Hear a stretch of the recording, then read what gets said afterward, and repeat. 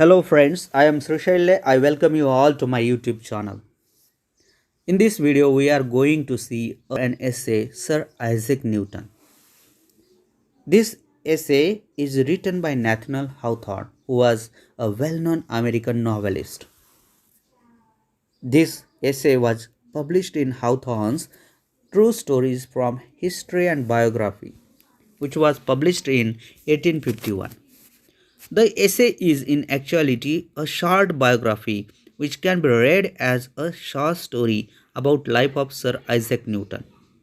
The story begins with the childhood and shows the brilliant mind of young Newton as he was interested in the workings of mechanics and mathematics. He shows his interests by his small inventions and replicas of windmills. The story later continues with his research about the nature of light. This short story brilliantly captures the nature of Newton's personality. Friends, before moving ahead, please subscribe my channel and press the bell icon so you will receive the notifications of my new videos. This story tells Sir Isaac Newton's life in short, but it has taken the important details of his life. So, in the beginning, it has been told that he was born in 1642 and he died in 1727, exactly on the Christmas day. He was born in the year 1642. He was born at the small village of Howthorne in England when he was very little baby, newborn baby. His mother never thought he would become a very great scientist or he would explain the many matters of this world, which are a mystery till date.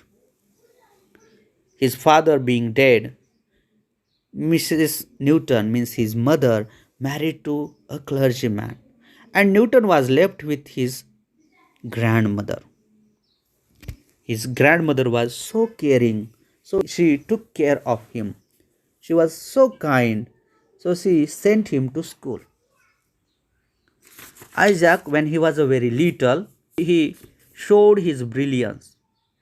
Everybody got astonished when they saw that how he used to make the different kinds of the tools of the different sizes.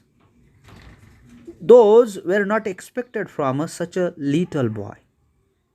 So that's why the people used to praise him, used to say some words about him. He got many skills in his childhood itself. His grandmother, she was so kind, that's why she never got tired talking about him. Used to say good words about him. Some people used to think about him that he will make a capital workman. But whatever it may be, but every kind of skills he used to get in his work when he was a child. So some of his friends came to grandmother and they suggested her that she should send him to apprentice to a clockmaker because they knew that he had a mechanical skills and he would definitely improve it and would show something different, and that's why they wanted him apprentice to a clockmaker. He started going there, manufactured different kinds of the clocks, and he set some figures like a dancing figures or the sheep which was sailing across the display of the clock. Means that was a new kind of a thing at that time, and he invented these kinds of the things that it was supposed that Isaac would make a different kinds of the things that he used to devote himself, means that he used to give his 100% to the work which he was doing. And he made us some clocks which were very unusual, which was set going not by wheels and weight like other clocks, but by the dropping of water. And this was an object of a great wonderment to all the people round about, and it must be confessed that there are few boys or men either who could contrive to tell what o'clock it is by means of a bowl of water. Besides the water clock, Isaac made a sundial too, and that sundial he gave it to his grandmother so she would never lose any hour of the day, so she would understand the time by water clock and the sundial clock. Sundial is said to be still in existence at Woolsthorpe, on the corner of the house where Isaac dwelt. It means that that clock is still there, though Sir Isaac Newton is no more. But the existence of that clock tells us Isaac Newton's existence. When Isaac Newton was a boy, he used to play the different kinds of the games, wanted to measure the strength of the wind. So just in his games he used to do that, jumping against the wind and measuring the distance. According to that, he used to get the strength of the wind. Means that he had unusual kinds of the games he invented in order to find out these phenomena. There was a windmill which was not far away from his grandmother's residence. Isaac was in the habit of going thither frequently and would spend whole hours in examining its various parts. Means that he was interested in every kind of a mechanism. He used to find it out how it was. So there was a mill and he wanted to see how it was. So he used to visit that place and used to find the mechanism of it. He watched it minutely, carefully, and then he himself made a windmill. That was a very little one. That windmill, which used to grind also grain, when it was put in the hopper, it used to grind. When his friends saw that windmill, they got wondered how beautiful that was, because actually it was working. It was not just a toy or something like that, but it was like a real windmill and it was working. But they felt that there is a one weakness in it, and they explained it to him. That weakness was there was not windmiller or the person who is looking after that windmill. And Isaac Newton understood it was not possible to assign a duty to a man who can be very little. Very difficult to find, or impossible we can say, because there is no such a very little man can be found in this world, which is found in the Gulliver's Travels. So he got a one mouse and he trained it and he assigned duty of miller. Here writer says that the two-legged millers are quite as dishonest as the small quadruped. Means that mouse was more honest than the human beings. Human beings are not that much honest. As Isaac grew older, he found out some matters of this world. He found out some things which were not found by someone else until now. And he had curiosity about the stars. He used to look into the sky at night through his telescope. He wanted to remain in the world of those stars. He wanted to spend time there. When Isaac was 14 years old, his mother's second husband died and she wanted him to work on the farm. But he did not find interest in farming, so he turned back to school and afterwards to the University of Cambridge. Now see, as a boy, he had a different kind of the life he lived. He had no mother, no father with him in his childhood. Only the grandmother was there to look after him. But he lived very happily, tried to invent the new things in his childhood itself. He was the first man that found out the nature of light. Before him, nobody could tell what the sunshine was composed of. The story everybody remembers and knows that the falling of an apple on his head that made him to discover the force of gravitation and also which keeps the heavenly bodies in their courses. These things he invented in this world. While making these researches, he was accustomed to spend night after night in a lofty tower, gazing at the heavenly bodies through a telescope.